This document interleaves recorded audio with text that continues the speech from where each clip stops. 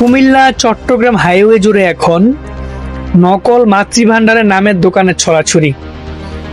এদের তৈরি রসমালাইয়ের মান এতটাই খারাপ যে কাঁচা দুধের গন্ধ, অতিরিক্ত মিষ্টি শিরার গন্ধ, এগুলো একবার খেলে মানুষের বমি আসে।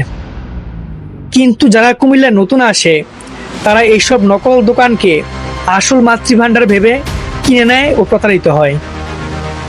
ফলাফলে কি তারা জানেন?